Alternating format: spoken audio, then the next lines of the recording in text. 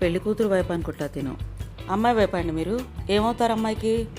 నేను ఆడపడుచును అవుతాను. నేను అబ్బాయి వదినేలేండి. అబ్బాయి చూడండి, హైటు పర్సనాలిటీ సరిపోయింది.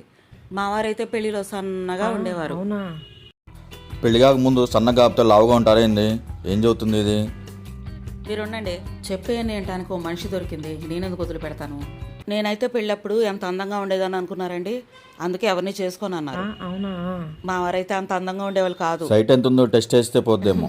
బడాయి ముచ్చట్లు బాగా చెప్పిద్ది అనుకుంటా. భోజనాల్లో మేము మా పెళ్ళికైతే ఎన్ని వెరైటీలు పెట్టామో. 10 రకాల స్వీటు, 10 రకాల హాటు, డిఫరెంట్గా ఉండే కర్రీస్ చేయించి పెట్టాం. అవును కదండి? చెప్తే నమ్మేటట్టు ఉండాలి. ఉంటుంది. అవునా చెప్పండి. నువ్వు చెప్తున్నావుగా. తన ముందు అబద్ధం అని చెప్పబాక. ఏమన్నా తలుపుతా కూర్చోవచ్చుగా. ఆయన ఎక్కడ నిజం చెప్తాడు అని చెప్పొద్దంటుంది. మా పెళ్లికి ఫంక్షన్ హాల్ సరిపోవని చెప్పి స్టేడియం మాట్లాడుకోవాల్సి వచ్చింది. అవునా? అంబానీ ఫ్యామిలీ కదా మరి. అవును కదండి? ఇంకాసేపు అయితే ఇక్కడ స్టేడియం ఖాళీ లేక వేరే దేశంలో స్టేడియంలో పెళ్లి చేసుకున్నామని చెప్పిద్దు. ఎంత బాగా జరిగింది మా పెళ్లి. దీని మాటలకి ఏమైనా అవుతానే ఉంది, ఏమో చదువుతూనే ఉంది. పెళ్లికి వచ్చిన అందరూ కూడా బంగారం చీరలు చూసి ఆశ్చర్యపోయారండి. నిజంగా నా సెలక్షన్ కాబట్టి అవి బాగానే ఉన్నాయిలే. నేను ఇప్పుడు బాగున్నా కదండి, పెళ్ళప్పుడైతే ఇంకా బాగుండేదాన్ని.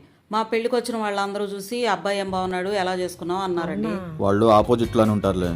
ప్రశాంతంగా కూర్చుందామంటే ముచ్చట స్టార్ట్ చేసింది. నేను వెళ్తున్నానులే. వామ్మో, నాకు కోపం వచ్చినట్టుంది. ఈ ముచ్చట్లన్నీ అస్సలు రండి మా వారు. తన ముందు ఏం మాట్లాడకుండా వెళ్ళాడు, అదే సంతోషం.